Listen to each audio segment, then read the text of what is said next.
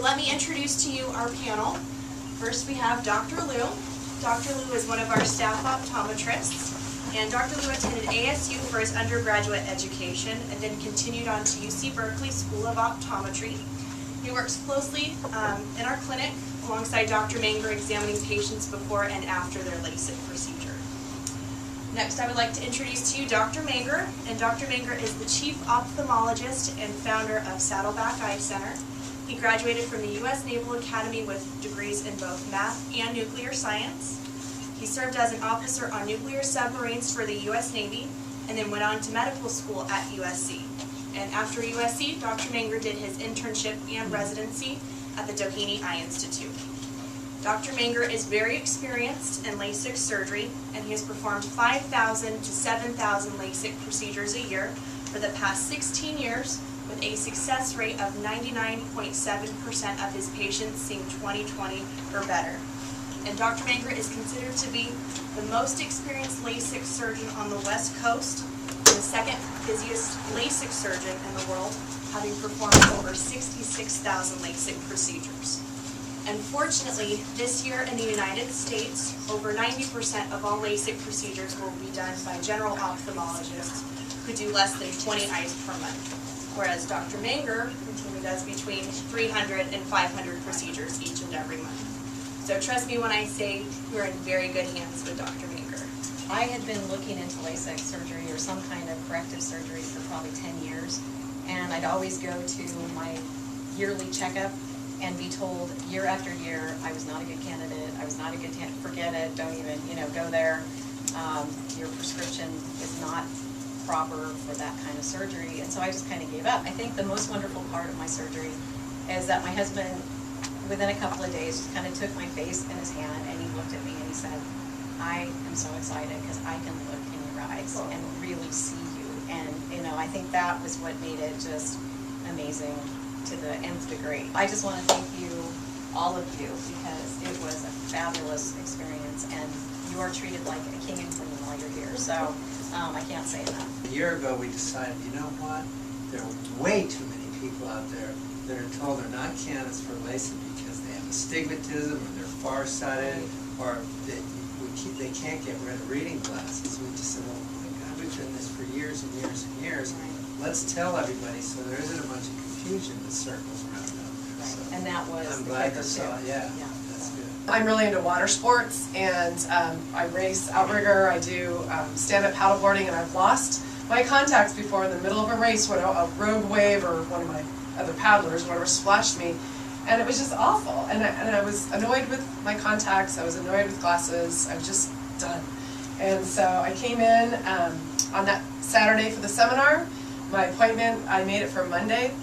I was just going to get checked out. I wasn't ready to commit, but as soon as I started kind of going through the whole process and getting checked out, I just felt really comfortable. I'd researched it for a long time. I'd researched him, and I saw the whole nuclear submarine thing or whatever. I was like, I'm right, he's the guy to go with it. But no, seriously, I just felt really confident, and everyone was wonderful here. And I would say if you are at all considering it, don't hesitate. Just come in because it's awesome. Our eye works just like a camera. There are lenses on the outside, and there's a film in the back of the eye. So everything that you're looking at has to be focused onto the back of the eye to be able for you to see clearly.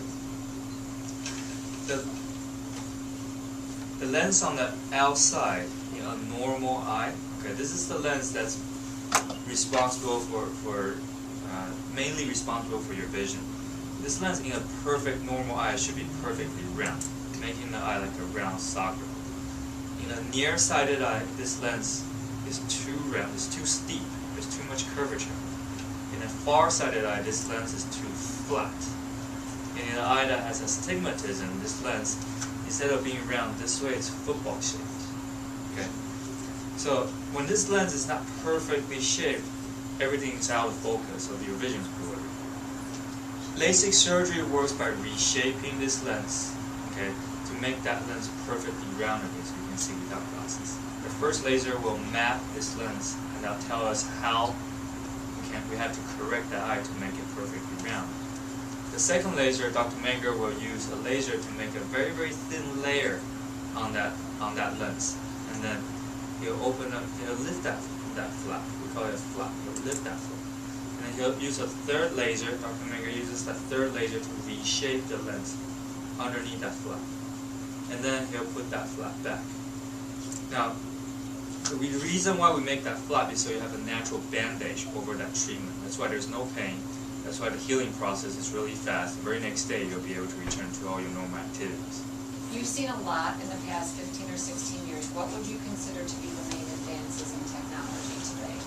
Well, the first one I mentioned is custom view or wavefront technology, and that's just a personalized fingerprint map of your visual system. The second thing I mentioned is the intralaser laser, and that's a computer and a laser that creates that little corneal flap. Who was mentioning it as a lens? Well, that lens on the outside of the eye that he's showing is we call the cornea. So the intralaser makes this little corneal flap instead of the metal blade. We used to have a little machine called a keratome. It sat on the surface of the eye and had an oscillating metal blade, and that's how we used to make it in the first few years. And about 10 years ago, I was helping to develop this intralaser. It's a computer and a laser that gently, accurately, precisely forms the cap. And then the last thing is a tracker, and we'll talk more about that later. But basically, a tracker is something that follows makes sure the laser beam follows the center of your pupil, so the laser is well centered at all times while it's correcting your vision. Now we have a custom view laser, what we call wavefront technology. It's a laser that shines a beam through to your retina and back, and it measures very accurately measures your visual system. So it's super accurately measuring the near side and far side astigmatism. Is it great? But it's also measuring what we call higher order aberrations, which are little irregularities in your visual systems that have really never been measured before and never been corrected, and are really personal to everybody. Everybody's little pattern of aberrations is totally different. So we're able to measure that and correct it now too. So that's the beauty of and what happens is, you know, we used to have 30% of the patients that we can get to see better than 20/20. Now instead of 30%, it's 72% we get to see better than 20/20. So it's not a big difference in vision. I mean, if you were looking at a nice new TV on the wall over there and it was a nice picture, that might be the old technology, but it's great, right? But right next to it, you have a high definition TV, and it's not a big difference, but if you had a choice between those two TVs, you'd take the high definition. Right. And the high definition is the wavefront technology and the custom view. And now those two words are just interchangeable. I know from personal experience a lot over the years that people, one of the reasons that they didn't have this done is they really didn't like the idea of the metal blade. So can you kind of explain the differences between those two and how they worked? Well, here's the part of the little machine. Do you have some other pictures? This is part, yeah, right there, that's good. Okay, this is what this machine is called a keratome, and it has an oscillating blade in it. There's dozens of little pieces. It's actually fairly ingenious, and it works well. I mean, I used it for 8 years. I mastered it, but I can just tell you, every once in a while, the little cap that's making isn't totally round, and you have to come back 3 to 6 months later and actually do the procedure. Then you can't really do the procedure if the cap isn't perfectly round. But now with the intralaser laser, okay, it's really controlled by computer. So boy, I set the thickness of the cap exactly what I wanted. I set the diameter, okay, of that round circle. I set how many degrees that hinge is supposed to be. I set exact, and it's amazing how accurately it does it. So as a surgeon, I mean, it's a great feeling to know you're going to make that cap correctly every single time. And then the other thing Dr. Manger mentioned was the eye tracker, and I think that that's something that really gives patients peace of mind, because a lot of times patients will say to us, you know what, I have all the confidence in Dr. Manger doing this procedure on me because I know he's done over 66,000 of these. I mean, that's a lot of surgeries to do. But I'm concerned what's going to happen if I move my eye during the procedure, and everyone's always concerned about what they're going to do to screw this up. And The eye tracker really takes that worry away from them because that tracker will follow any small movement that your eye might make 400 times per second. So you don't have to worry about blinking, we take care of that for you, and you don't have to worry about moving your eye because the eye tracker will track that for you. So it's really added another level of safety that patients really appreciate. With the newer technology now, most patients that with nearsightedness or farsightedness and astigmatism are good candidates for LASIK now. And there's three main requirements that you have to have. Number one, you have to be at least 18 years old. So there's not an upper age limit. It could be the oldest patient that we've done LASIK on was I think 87 years old. Yeah. And then number two, as long as your eyes are free of eye diseases, well, your eyes have to be free of eye diseases like cataract, keratoconus to be able to have LASIK. And number three, prescription should be stable at least for 1 year. And like I said, most patients are good candidates, but the only way to really find out is to come in and we can do a very thorough eye exam. It lasts about 2.5 hours. We go through 14 different tests. We have instruments that repeat different tests different ways to confirm that you are a good candidate for surgery. And even with that, we still turn away about 20% of people who come in here because they're really just not candidates. But that's one of the reasons that we do such a thorough testing on people. Dr. Manger really kind of put together the whole exam process, and there really are 14 different tests that we put you through here. And it kind of surprises me sometimes because I'll have patients who come in, they say, you know what, I actually checked out another place and the exam was only like 30 or 45 minutes, and we'll ask them, well, what was the exam process like? And you know, they only have 2 or 3 different tests, but one of the reasons that they do that is because, you know, they didn't necessarily go to someone who specialized in LASIK. So if you don't go to a LASIK specialist, they're not invested in all the diagnostic equipment that you need to have. So they're only doing a couple of different tests. Or maybe they went to some place that has 4, 5, 6 different offices, and unfortunately, you know, these 2 pieces of equipment are in this office, these 2 in this office, so the equipment's spread around, so they can't do all the testing. And the other nice thing about Saddleback Eye Center and coming to Dr. Manger is that Dr. Manger, believes it or not, sees every single patient who comes in here for a LASIK exam. He's the last one who sees the patient, he finalizes all the measurements, and a lot of places, not only do you not even see the surgeon, you don't even see a doctor, and it's a technician that is kind of making the judgment, you're a candidate or you're not a candidate. So unfortunately, there's a lot of erroneous information out there, and that's why it's really important you go to a specialist for this. A lot of our patients actually choose to have their exam and procedure the same day because it's a nice time saver for them to be able to do that. When they have the procedure done, you do some paperwork. Your eyes are actually just numbed with a series of drops. There's no needles, there's no IVs, anything like that. The procedure itself is very, very comfortable to go through. The men, we give you a stuffed football to hold on to. The women get a stuffed animal to hold on to. You're actually assigned a personal coach who walks you through every step of the procedure, which is basically just lay there and look directly at a light. The laser treatment is very quick. When Dr. Manger makes that corneal cap or flap, it's about 15 seconds per eye. And then the treatment laser dip, just depending on what needs to be done, it could be anywhere from 20 seconds to 60 seconds, just depending on how much of a correction it is that you have.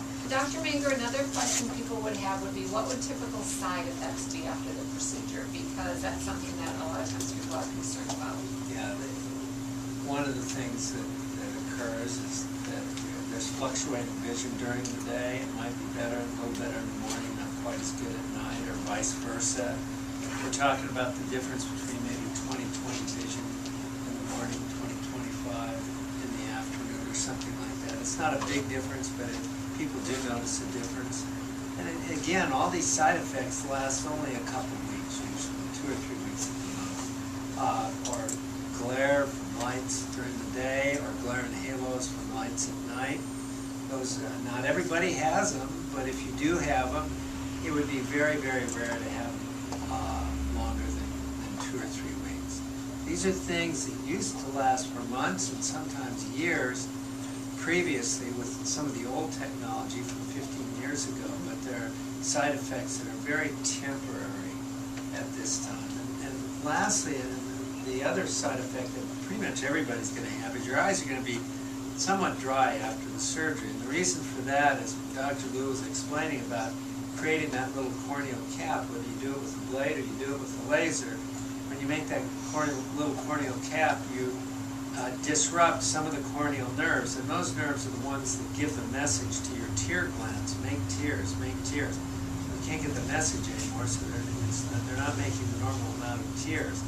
But the good news is that over a period of 3 to 6 months, those nerves are going to grow back, and your tear function is going to return to normal, or it's going to return to what it was before the surgery. But during that 3 to 6 month period, you're going to be taking some basic lubricating drops, something like this, several times a day, and we'll give you all the instructions on how to do that.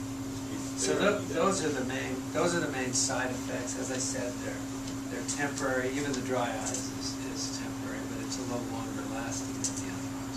We have people from all over the world who come here to have LASIK. Dr. Manger does LASIK, and a lot of surgeons, a lot of physicians come here and have LASIK. So clearly they're coming here for his results. So can you kind of explain what Dr. Manger's results are and how we keep those tabulated?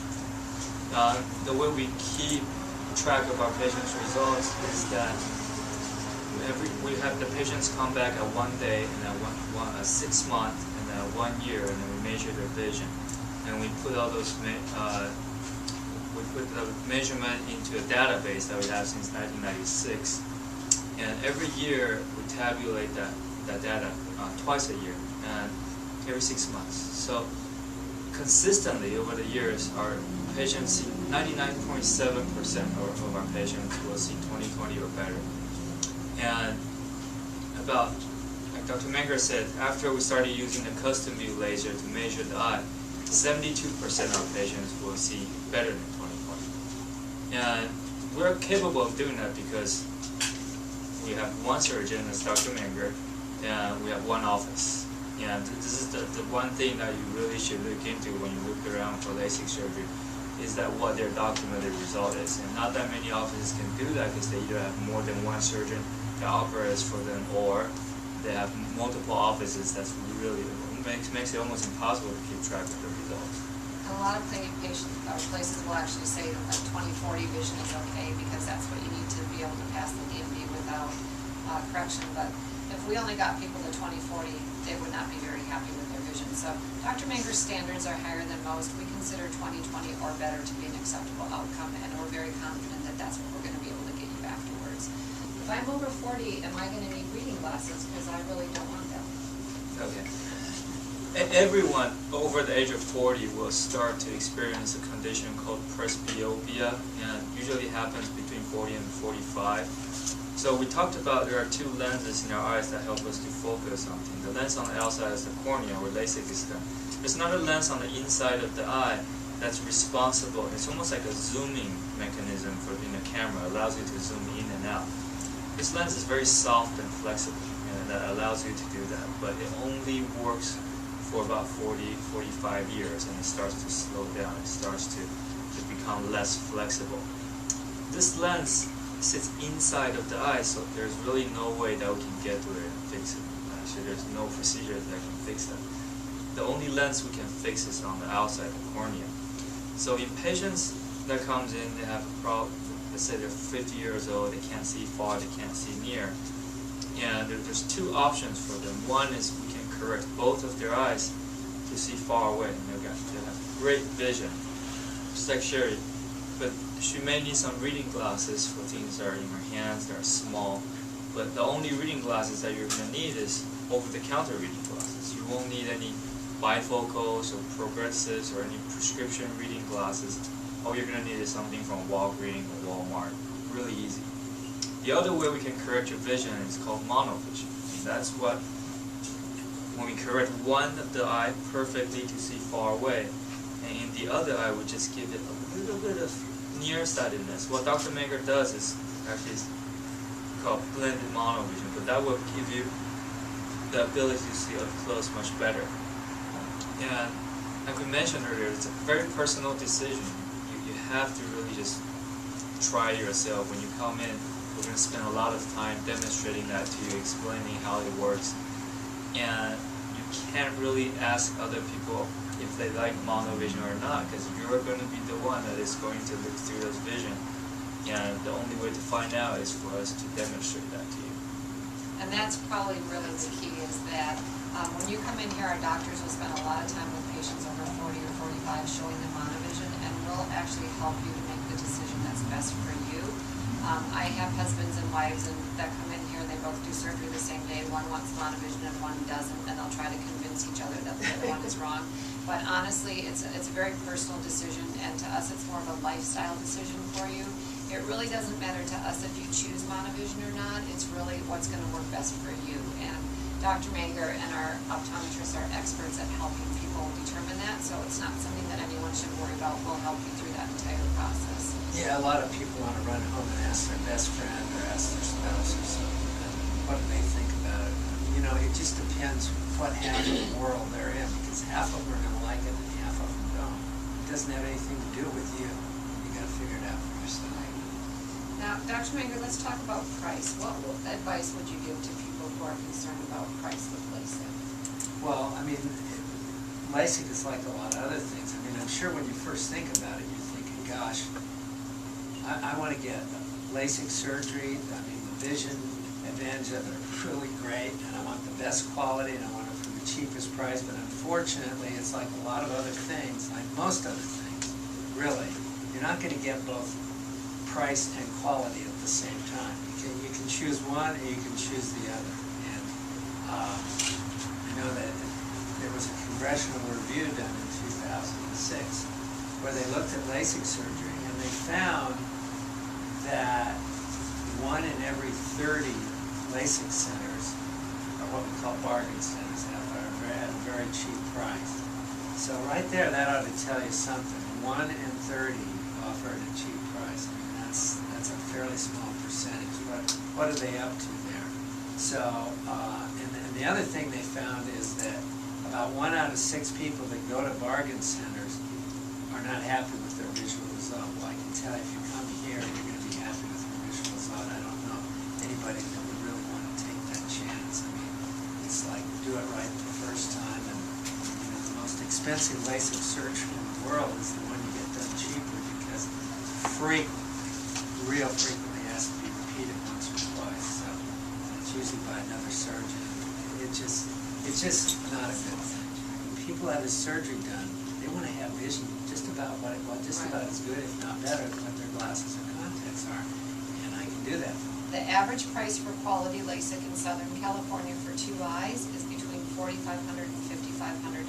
That's what you can expect to pay for 2 eyes. Yes, you can find it less expensive than that, but that's really not what you want to do. And my advice to people usually is, you know, if any of us had a family member maybe that was in a car accident and needed to have brain surgery, I don't think anyone here in the room would be Googling the cheapest brain surgeon.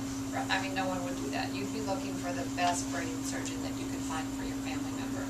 And the eyes are really part of the brain, and when you're looking for a LASIK surgeon, you really want to find the best LASIK surgeon that you can possibly find. So, you know, sometimes price is an issue for people, and they'll tell me, you know what, either finance it, or, you know what, this is an elective procedure. It's not something that you have to do right now. If price is an issue for you, save the money, come back and see us a year from now, and we'll make sure that it's done right for you, because that's really the most important thing, is do it right the first time. My husband is also a teacher. We both teach middle school, which everybody knows nobody likes to teach middle school because the kids are hormonally charged, so you have to have eyes in the back of your head. He did not give me eyes in the back of my head, but I am so excited and thrilled already. I woke up for the first time that I can remember in my life the day after surgery, and I could see. My husband had brain surgery in February, and we spent a lot of time researching the brain surgeon, and we chose the one who invented the surgery. That, you know, we wanted the best for his brain, and I did the same thing for my eyes, because I'm a real visual learner, and I just, you know, I have to see. And I do a lot of reading, and I, you know, and constantly correcting papers and all that stuff too. It's not that exciting. But I wanted the very best, and I had several teachers that I taught with who have had LASIK surgery, and they brought me brochures and, you know, internet printouts and stuff of this. And I'm from Los Angeles. I've traveled away to be here. I teach for Los Angeles Unified School District, so you know that that's seriously challenging. And I picked the best I could find, and that's why I came here.